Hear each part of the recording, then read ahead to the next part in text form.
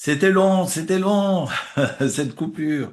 J'espère que vous avez profité, que vous avez étudié, réétudié maintes fois tout ce que nous avions partagé ensemble. En tous les cas, ça va être difficile pour moi d'évoquer la paracha de Béchalach et de Beau. Et ce sont ces dernières péricopes que nous avions lues il y a 15 jours et la semaine dernière. Ce Shabbat, on a lu les 10 commandements, évidemment. Eh bien, la semaine oblige, on va travailler sur ces 10 commandements, sur la paracha de Yitro. Yitro qui s'appelle en fait à la base Yeter, mais qui va s'appeler Yitro parce qu'il se convertit au judaïsme. Et ce Vav qui est rajouté à son nom, ce Vav qui fait d'ailleurs valeur numérique de 6, mais ce Vav c'est aussi un gouvernail, comme l'enseigne le traité talmudique de Baba Metzia à la page 87, figurez-vous, dans Baba Metzia 87, il y a un Rashi qui dit, vous savez, le Vav, c'est comme un gouvernail de bateau. Et curieusement, c'est la lettre qui se trouve au milieu de toute la Torah. Toute la Torah, en fait, la paracha qui est au milieu de toute la Torah, c'est la troisième paracha de Vaïkra, du Lévitique, c'est la paracha de Shemini, où on parle de ce serpent qui est sur son flanc et qui avance sur son ventre. Et c'est marqué à Garonne, c'est le flanc du Nachash. Alors évidemment, les kabbalistes font automatiquement référence au serpent originel et que ce Vav est un Vav qui est beaucoup plus grand parce qu'il permet d'abord de rappeler qu'il s'agit du centre de toute la Torah, du milieu de toute la Torah, mais que le Vav est aussi comme un gouvernail, un peu comme, j'allais dire, ces marins de Venise, mais surtout un volant qui permet à la barque de s'orienter. Alors, j'envie à cet égard peut-être de penser que le Vav, qui est ajouté au nom de Yitro, permet la jonction pour Yitro entre la terre et le ciel, ou plutôt entre le ciel et la terre. Sa conversion, de venir embrasser le peuple d'Israël, lui permet de faire le pont, de dresser une échelle comme Jacob entre le ciel et la terre. Yitro, cette paracha est appelée en son nom parce qu'il vient mettre de l'ordre. Il vient mettre de l'ordre parce que il voit que Moshe Rabbeinu, comme le texte que j'ai partagé avec vous vendredi, on voit un Moshe Rabbeinu qui endosse toutes les responsabilités sociales et il porte sur son dos, bah alors vous me direz, il est jeune, il a les forces, il a 80 ans. Quand on a 80 ans, on est fort. Mais bon, il doit porter les affaires de millions et de millions de personnes qui font la queue devant sa tente. Et Yitro lui dit, mais ça va pas. Il faut apprendre à déléguer. Vous connaissez ce verbe? Déléguer? Est-ce qu'on laisse faire la vaisselle à son mari? Elle sera jamais aussi bien faite que si je la fais moi, hein, n'est-ce pas? Est-ce que je remonte la roue de la voiture? Je laisse mon mari parce que ça sera jamais aussi bien que lui. Enfin bref, je peux continuer longtemps. Mais même sur le plan professionnel, moi je suis confronté à ça tous les jours et je peux vous dire, je suis pas mieux loti. Est-ce qu'on sait déléguer? Parce que quand on n'est pas tout sous contrôle, alors c'est difficile d'imaginer et d'envisager que d'autres personnes prennent les responsabilités. Yitro lui dit, ça ne marchera pas. Tu es obligé de mettre en place des tribunaux de 1000, des tribunaux de 100, de 50, de 10. Bref, il faut que les petites affaires soient réglées dans le tribunal du quartier. Après, quand il y a des questions pas possibles, où il faut téléphoner au bon Dieu, je veux bien que tu accueilles ces gens-là chez toi pour pouvoir adresser et soumettre ta question au bon Dieu pour qu'il puisse y répondre. Et Yitro va réussir finalement à remettre du cadre, à restructurer.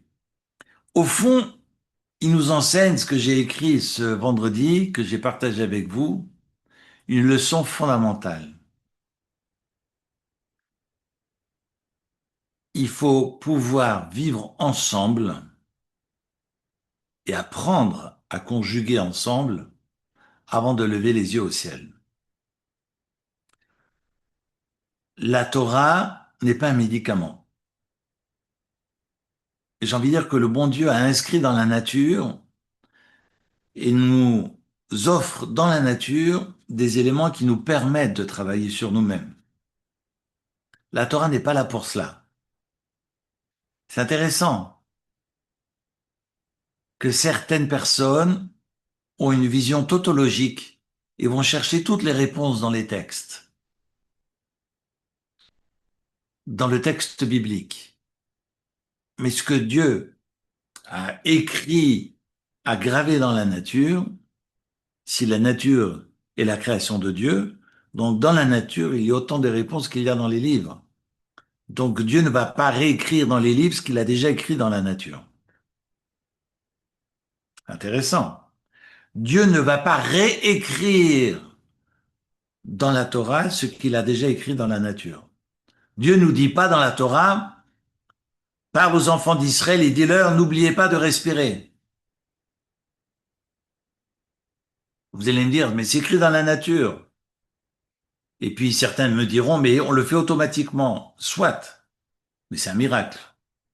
De voir, c'est un miracle. De manger, c'est un miracle. D'entendre, c'est un miracle. Il y a un café derrière chez moi où tout le monde est sourd-muet et il parle avec les gestes. Donc de pouvoir entendre, c'est un miracle. Faut le reconnaître. Merci Dieu. Toda Lael. Donc Dieu ne va pas réécrire dans la Torah ce qu'il a déjà écrit dans la nature. Alors on pourrait se poser la question, pourquoi dans les 10 commandements, Dieu dit, ne volez pas, ne tuez pas. C'est pas que pour des raisons sociales. C'est apporté également à ces lois d'ordre social, je l'entends, mais apporter une dimension spirituelle. C'est parce que Dieu me le demande. Ce n'est pas la bienséance, ce n'est pas le vivre ensemble qui m'amène à ne pas commettre l'impossible, mais c'est parce que Dieu me le demande. C'est tout autre. Évidemment, Dieu ne me dira pas dans la Torah, n'oublie pas de respirer.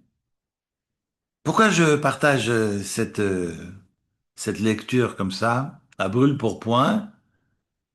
C'est parce que Yitro dit à Moshe Rabbeinu, d'abord, commence par éduquer les hommes et les femmes qui t'entourent. Parce qu'on ne pourra pas contribuer, on ne pourra pas accueillir la Torah, on ne pourra pas participer à la révélation si on n'est pas capable de vivre ensemble. Évidemment, la Torah prône l'unité, pas l'uniformité, mais l'unité, le vivre ensemble, soit. Mais la Torah n'est pas une thérapie.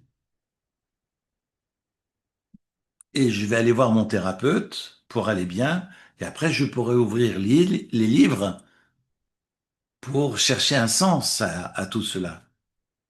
Mais il y a parfois un danger de cette approche tautologique que je vois parfois autour de moi, où on ira chercher dans les livres toutes les réponses de la vie. C'est faux, parce que la Torah est complémentaire, vu que tout est Torah. De me lever dans le bus pour laisser ma place à une femme enceinte ou à une personne âgée, c'est pas moins Torah que de mettre mes tefilines et faire ma prière le matin. Tout est Torah. Tout est Torah. Donc, avant d'accueillir la Torah, il faut d'abord apprendre à se lever et laisser sa place dans le bus. Sinon, la Torah n'apporte rien et pourrait même devenir un poison.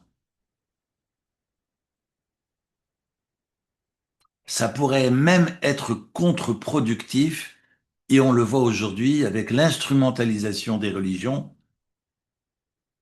qui amène les guerres et l'horreur que nous connaissons.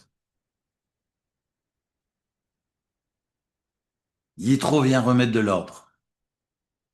C'est pour ça que la paracha est appelée en son nom.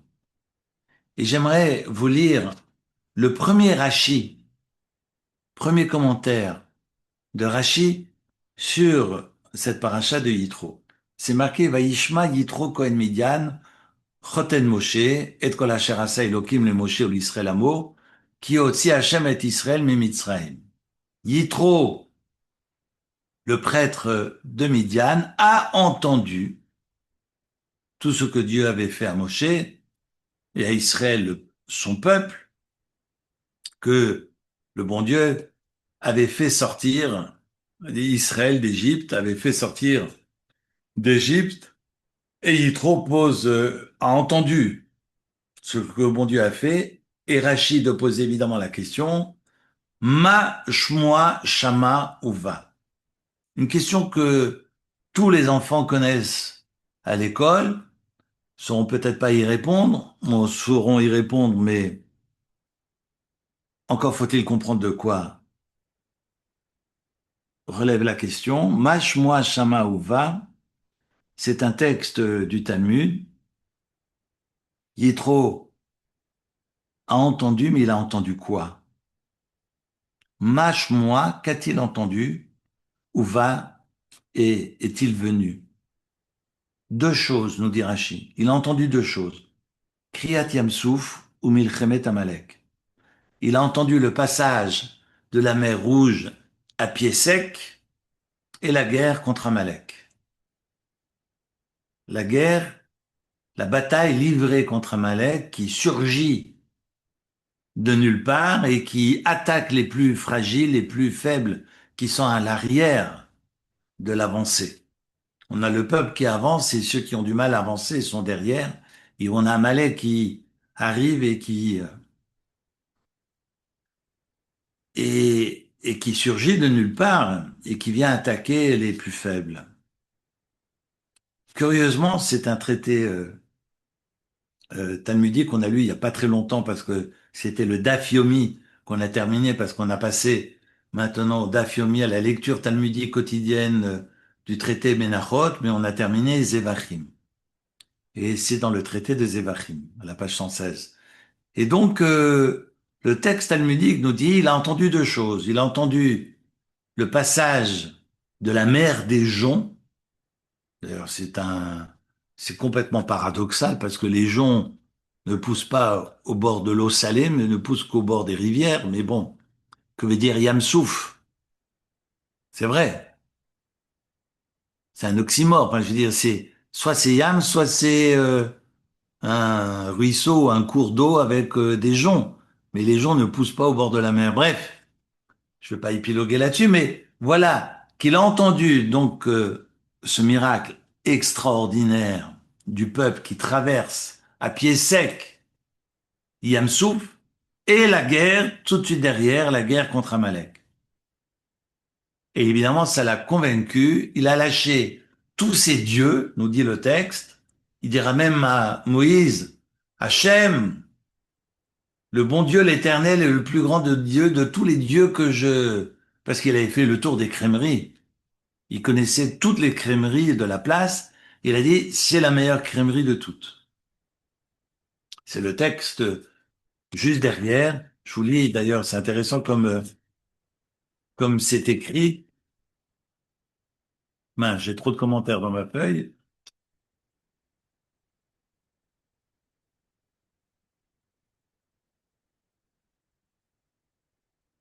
Ata yadati, maintenant je sais. Qui gadol, c'est le verset 11. Qui gadol Hashem mikol Elohim. Que Dieu est plus grand de tous les dieux. Qui va davar asher zado alehem. Extraordinaire. Car avec cette chose, ils avaient conspiré contre eux. Et donc, Ata yadati, maintenant je sais. C'est le verset 11, le début d'Yitro du chapitre 18 que nous avons entamé. Alors, ma question, pourquoi a-t-il besoin de deux événements? Pourquoi après avoir entendu que le peuple d'Israël ait traversé la mer Rouge à pied sec ne suffisait pas.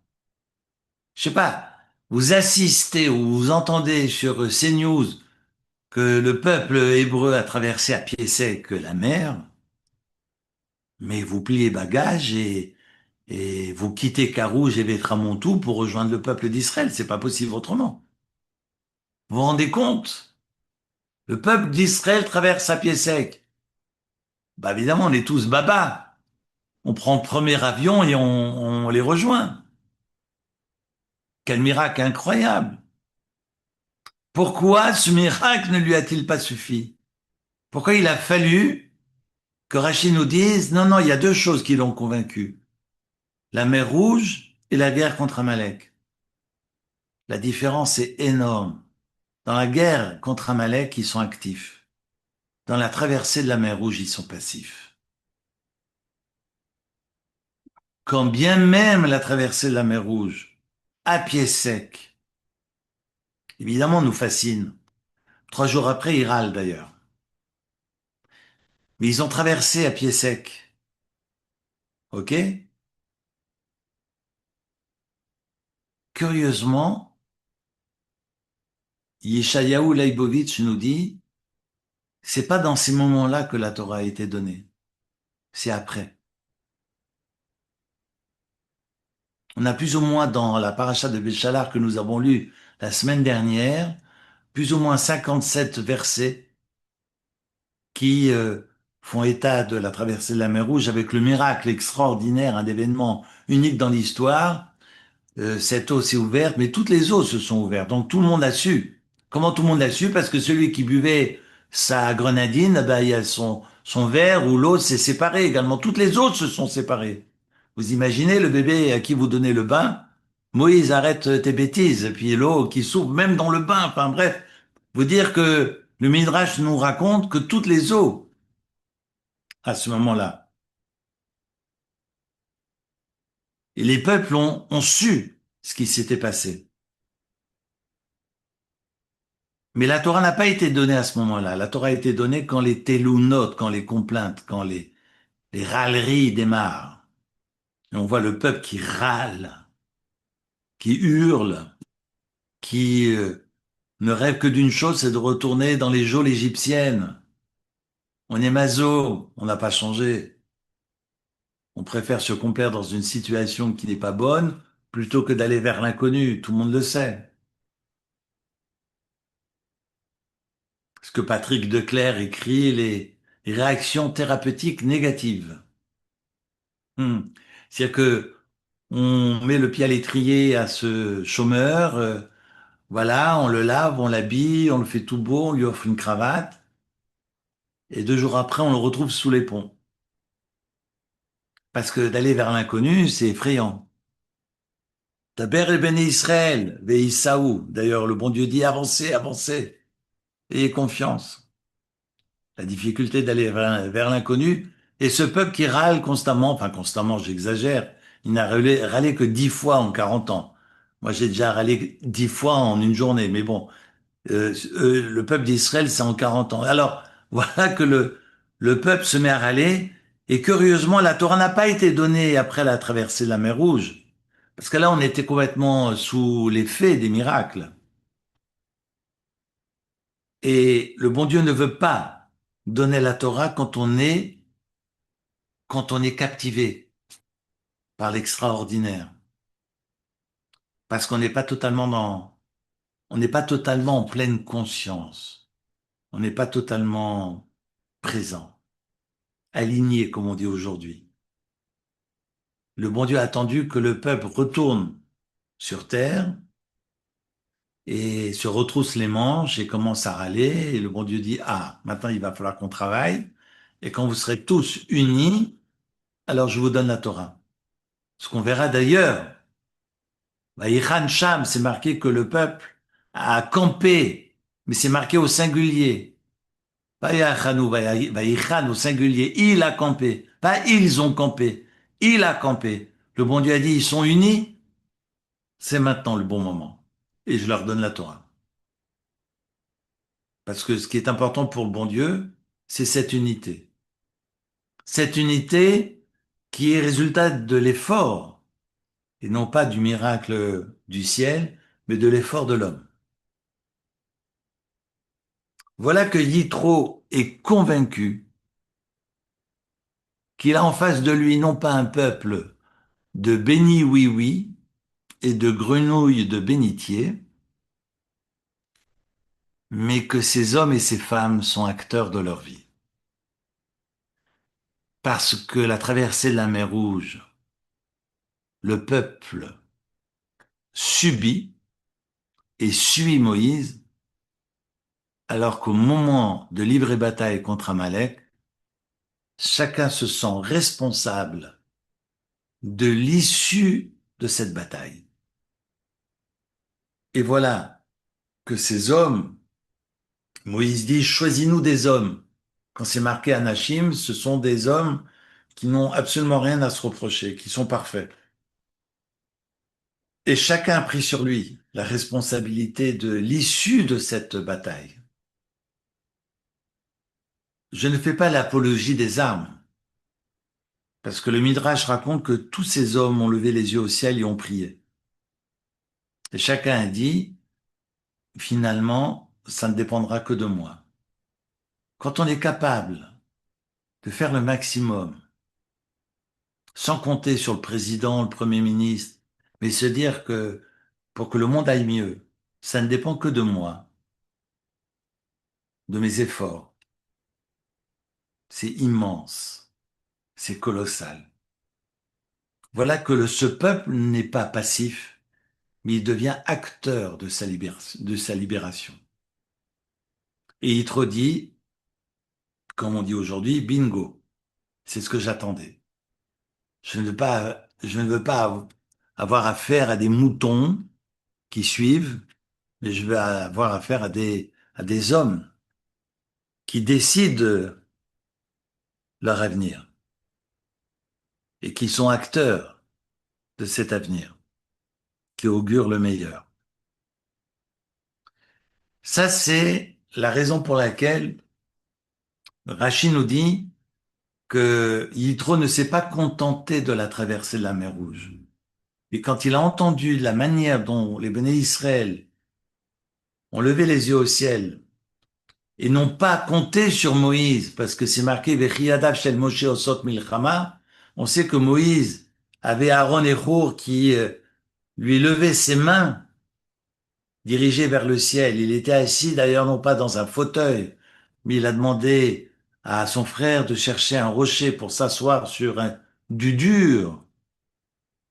Parce que quand ses frères se battent, je ne peux pas me mettre dans un lit avec des draps de soie ou m'asseoir dans un fauteuil moelleux.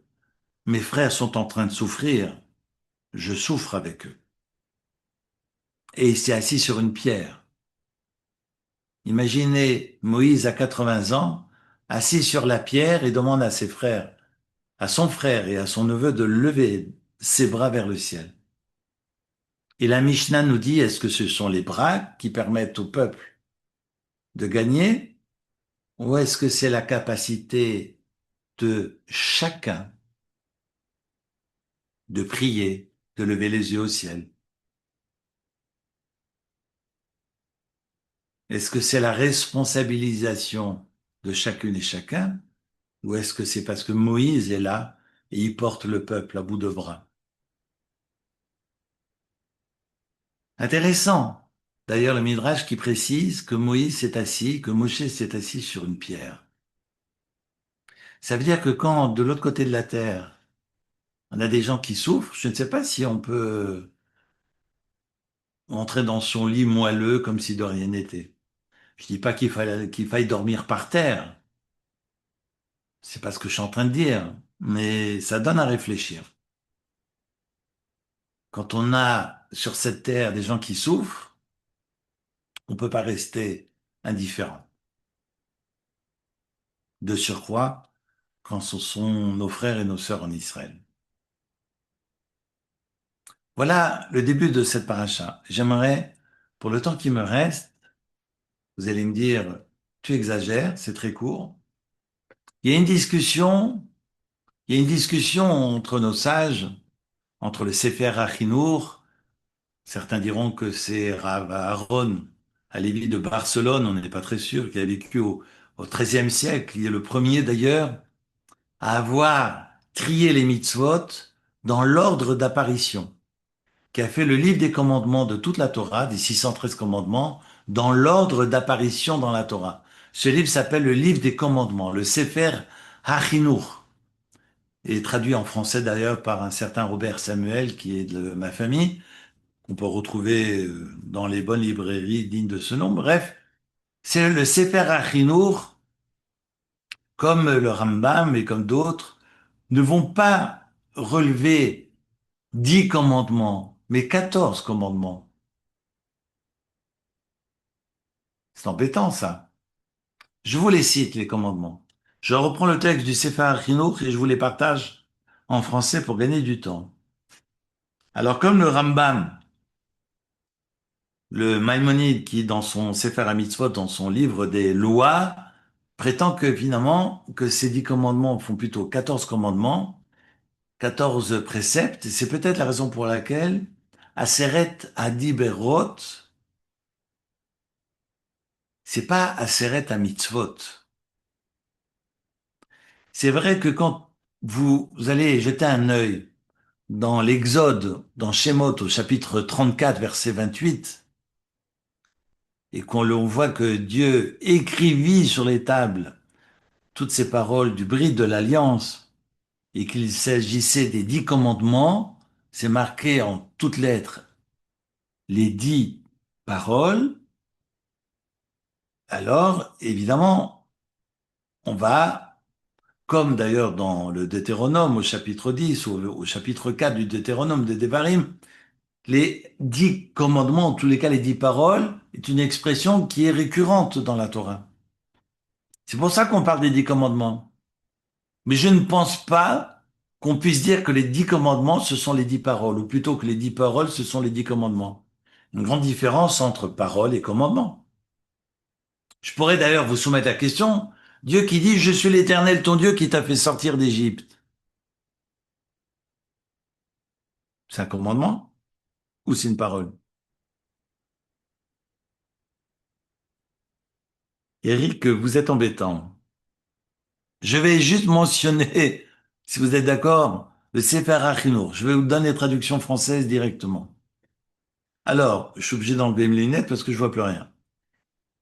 Un, croire en un seul Dieu, d'accord? Qui a créé tout ce qui s'y trouve, et c'est l'Éternel qui m'a sorti d'Égypte. C'est intéressant que Dieu me dit pas, je suis l'Éternel qui a créé le ciel et la terre, comme on le voit d'ailleurs dans le Shabbat, mais Dieu me dit, je suis celui qui t'a sorti d'Égypte. Intéressant. Parce que on est dans la révélation,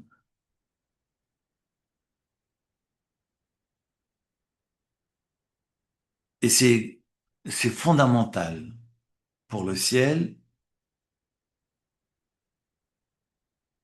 que l'on acquiert des preuves empiriques de la véracité de la Torah. Preuves empiriques dans le sens où assister à la révélation est une expérience vécue par nos pères et expérience vécue par tout le peuple.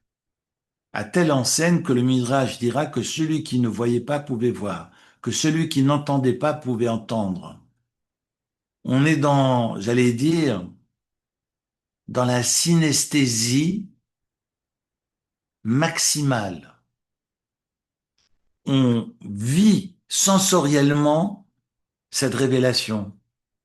Et personne ne peut me dire, j'ai la connaissance que non, c'est pas la connaissance, tu l'as vécu dans ta chair, tu étais là. Tu peux témoigner d'une expérience vécue, c'est unique à travers l'histoire des religions. Nous avons, pour la révélation, l'exigence de Dieu que tout le peuple soit présent et que personne ne manque à l'appel. Personne. Vous imaginez 600 000 hommes entre 20 ans et 60 ans, vous y ajoutez leur épouse, vous y ajoutez les enfants. Généralement, les enfants, c'est pas un et demi, mais c'est, voilà, imaginez and so on, plus les personnes au-dessus de 60 ans, donc ils étaient, allez, au bas mot, 5, 6, 7, 8 millions. Personne est absent. On est loin d'un témoignage. J'ai ouï dire que cet homme est un prophète. D'où on le sait, bah, j'étais là. Et il y avait qui encore? Bah, j'étais tout seul. Puis je peux vous le dire, c'est un prophète. Bon, je suis pas là pour dénigrer, loin de moi l'idée de critiquer quoi que ce soit, qui que ce soit, et aucune tradition religieuse, mais ce que j'aimerais, c'est faire ce focus sur cette question de témoignage.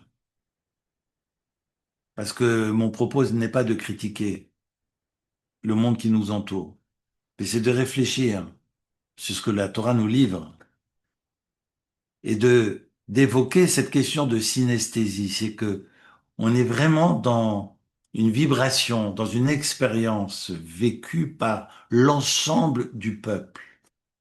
Je peux toujours dire à mon père, tu m'en racontes des babioles. Et j'en compte un copain qui dit, oui, mais mon père m'a raconté la même chose. Alors nos pères racontent des bêtises. Alors on est allé toquer au port du grand-père. Et le grand-père dit, oui, c'est ce que j'ai entendu de mon père. Et on peut remonter ainsi, 3338 ans. Et on se retrouve au pied du Sinaï. Le Midrash ira jusqu'à dire, pas seulement le peuple hébreu, mais tout le monde et toutes les âmes à venir, et les convertis compris. Tout le monde est là.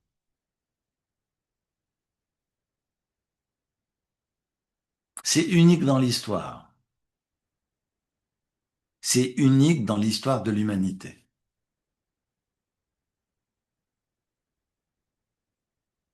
Et c'est un moment tellement fort et tellement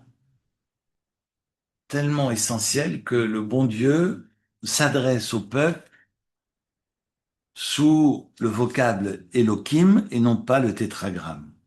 Si vous regardez le début des 10 commandements, c'est marqué au chapitre 20, verset 1, Vaïdaber Elohim et kol devarim haele les morts. C'est pas marqué le tétragramme, c'est pas marqué Adoshem, c'est marqué Elohim, Elohim. C'est Dieu de justice, c'est pas le Dieu de miséricorde. Et c'est le Dieu de justice qui veut la révélation. On sait que pour la création du monde, c'est marqué Bereshit bara Elohim, c'est aussi marqué Elohim. Mais que Elohim ne permet pas la création de l'homme. Parce qu'à la moindre erreur, l'homme disparaît. Et donc Dieu fait place au chesed pour que l'homme qui est faillible puisse vivre et trouver sa place. Entre la création et la révélation, il y a nos 10 makot, les 10 plaies d'Égypte. Mais il y a une progression dans cette création.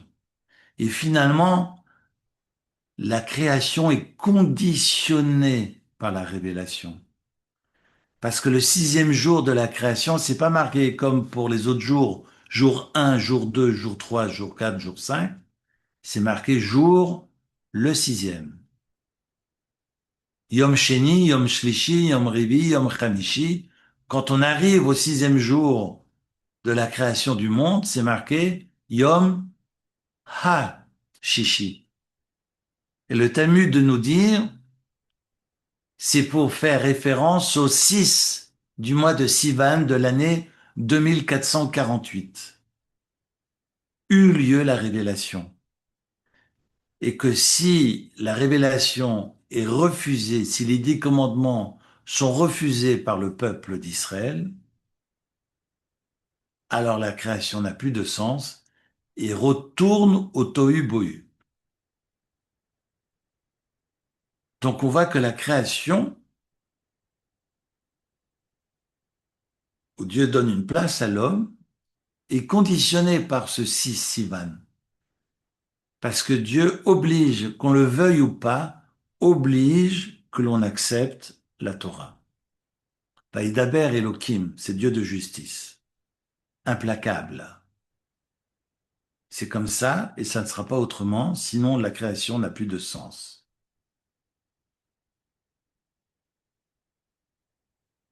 Je suis l'Éternel ton Dieu.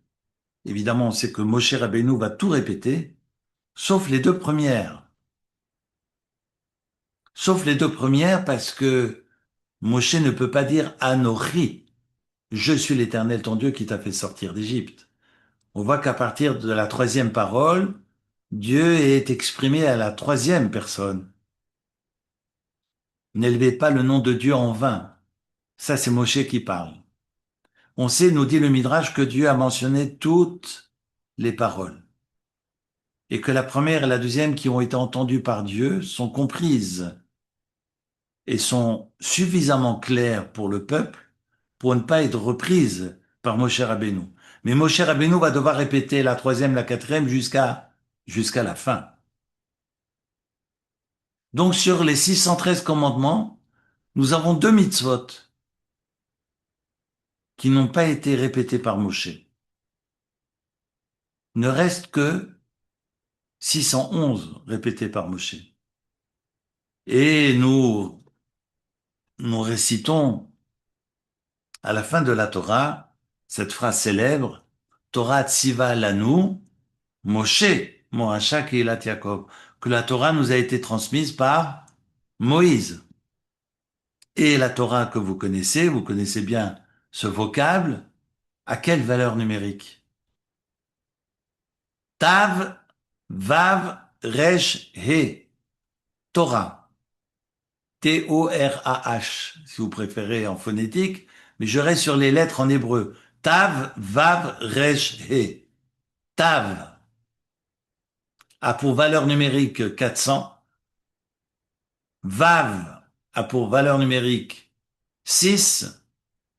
Resh a pour valeur numérique 200. Et He, la lettre He, a pour valeur numérique 5.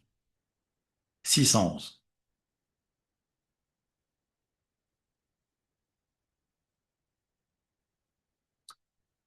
Torah tziva lanu Moshe, Moracha Kehilat Yaakov. Le bon Dieu a transmis la Torah pour que Moshe nous la répète. Pas nous l'interprète, nous répète ce que Dieu a commandé, ce que Dieu a ordonné. Mais sur les 613, Moshe ne répétera que 611, pas 613.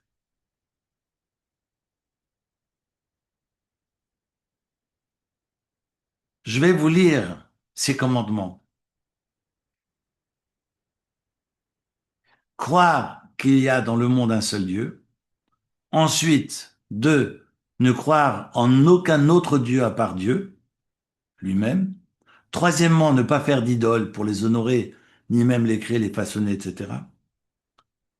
4, servir un Dieu à part. Le bon Dieu est considéré comme de l'idolâtrie. 5, ne faire aucun acte que les idolâtres ont coutume de réaliser. 6, de ne pas jurer, de ne pas proférer le nom de Dieu en vain. 7, de respecter le Shabbat. Accueillir le Shabbat, c'est évidemment, Bidvarim, c'est de formuler, d'accueillir sur le plan positif.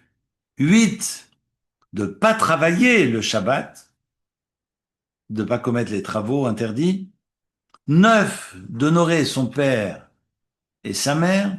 10, de ne pas assassiner, de ne pas commettre d'homicide, pas confondre, ne pas tuer, ne pas assassiner. 11, de ne pas avoir de relation avec une femme mariée, commettre d'adultère. 12, de ne pas kidnapper, le vol. Il y a d'autres lois pour le vol, mais là il s'agit de voler une personne. 13, de ne pas rendre contre l'autre un faux témoignage. Et 14, de ne pas convoiter. Manigancer, voilà, un ensemble de choses pour convaincre j'allais dire, quelqu'un abandonné son bien et parce que je l'ai tellement forcé, forcé, forcé, même si je le paye, c'est ce qu'on appelle convoiter. Et je n'ai pas à convoiter et à prendre quelque chose qui appartient à l'autre.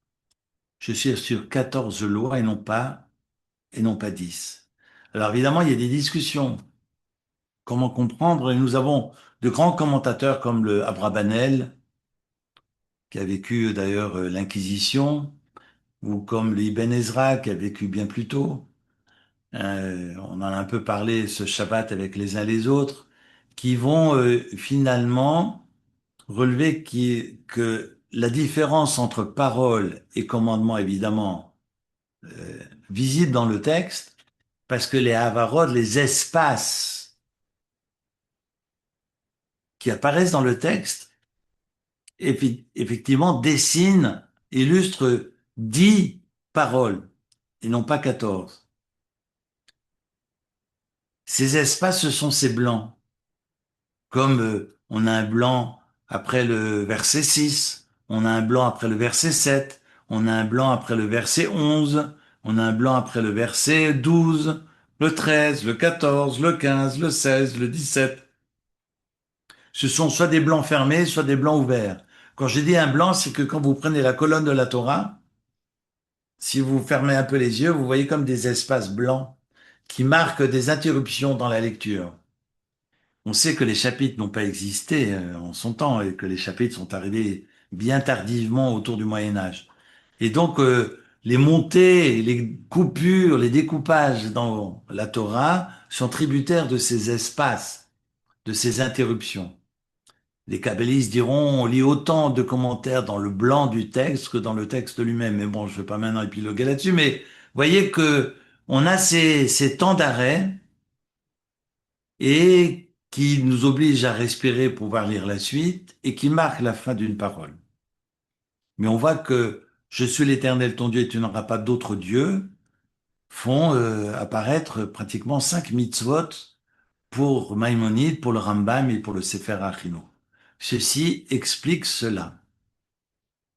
J'aimerais, pour finir, rappeler que de la même manière que Yitro a insisté sur les lois qui nous incombent dans notre rapport au prochain, il y a dans les 10 commandements qui ne sont pas dessinés arrondis comme dans l'imagerie d'Épinal, mais qui étaient cubiques. 2 tables, dont l'une, la première, qui concerne toutes les lois qui nous incombent dans notre rapport à Dieu, et dans la deuxième table, toutes les lois qui nous incombent dans notre rapport à l'autre. Mais l'autre, quel qu'il soit, même quand il est le plus autre possible, pas celui qui me ressemble, l'autre, avec un A majuscule. Et que c'est le rapport au prochain, c'est le rapport à l'autre, j'ai envie de dire même le rapport au lointain. Donc c'est le rapport à l'autre qui donne une dimension à mon rapport à Dieu. Il ne peut pas y avoir de dichotomie entre mon rapport à Dieu et mon rapport à l'autre. Je ne peux pas me réduire à mon rapport à Dieu, prier dans ma synagogue et commettre l'horreur dans la rue. En revanche, c'est mon rapport aux autres qui permet de donner toute la dimension à mon rapport à Dieu. La valeur de mon rapport à Dieu est tributaire de mon rapport à l'autre. Et si et seulement si, lorsque l'une adhère à l'autre, alors le cube que représentent ces 2 tables devient un cube parfait, et pas autrement. Intéressant, d'ailleurs, on pourrait travailler sur ces 10 commandements dans les détails, mais ce que j'aimerais surtout mentionner, c'est que ces 2 tables de la loi, dont l'une évoque le rapport à Dieu et la seconde au rapport à l'autre, cette pierre n'a été descendue que 40 jours et 40 nuits plus tard, le 17 Tammuz, parce que le 6 Sivan, Moïse n'est pas descendu avec les tables de la loi. La pierre gravée par le bon Dieu n'a été descendue que 40 jours plus tard. Il faut bien se le mettre dans la tête parce que très souvent on confond la fête de Shavuot avec l'arrivée des tables de la loi. C'est faux. Shavuot, la Pentecôte, le 6 Sivan, célèbre la révélation de Dieu, du bon Dieu sur le Sinaï. Et ce que j'aimerais rappeler que c'est sur ces deux tables de la loi, quand on voit le nombre de textes concernant les cinq premières et que sur l'autre table, le texte est beaucoup plus pauvre, si j'ose dire, ben ça dit aussi quelque chose de très très important. Les 10 commandements dans la paracha de Yitro comprennent 620 lettres. 620 lettres. Depuis Anochi jusqu'à Asher Lerecha. 620, c'est en fait 613 commandements, plus les 7 lois rabbiniques qui ont été rajoutées aux 613 lois de Dieu. Comme allumer les bougies de Hanouka, comme la lecture d'un Megillat Esther. Évidemment, historiquement, ce sont des fêtes ultérieures au temps de la Torah, raison pour laquelle les Chachamim ont institué des mitzvot au même titre que les mitzvot de la Torah et ont ajouté ces mitzvot aux 613 commandements divins. Donc nous avons 620 lois. Je ne parle pas des décrets, des barrières ajoutées par les sages. Mais je vous dis ça parce qu'il y a 620 lettres.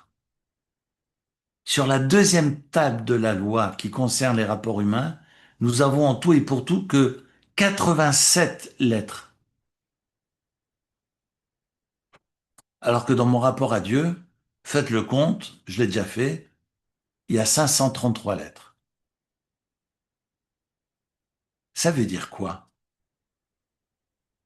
Ça veut dire tout simplement que le bon Dieu, quand il a gravé les 5 premières lois, c'est écrit petit, petit, petit. Et que quand on parle du rapport à l'autre, les lettres sont immenses. Au fond, comme l'écrit le Roche, comme l'écrit beaucoup de sages, au fond, le bon Dieu attend que nous respections, que nous respections les uns les autres. C'est écrit en gros. Vous savez, quand vous rentrez dans un magasin et que vous achetez un costume parce que c'est marqué 10 francs le costume. Évidemment, ça attire le chaland. Ce que vous n'avez pas vu, c'est écrit tout petit en dessous, à partir de 1000 francs d'achat. Finalement, le bon Dieu écrit petit, petit, petit parce que c'est pas ça qui doit nous attirer, qui doit attirer le regard, qui doit attirer notre œil. Ce qui doit attirer notre œil, ce sont les lettres immenses de cette deuxième table de la loi, parce qu'elle est fondamentale. Quand on saura vivre ensemble, alors le rapport à Dieu prendra sa place, et pas autrement. Voilà, mes chers amis, pour ce soir. Rappelez-vous, 87 et 533. J'ai mis quelques années pour les retenir. Je vous souhaite une excellente soirée et on se retrouve lundi prochain à la même heure, même fréquence, comme on dit à la radio.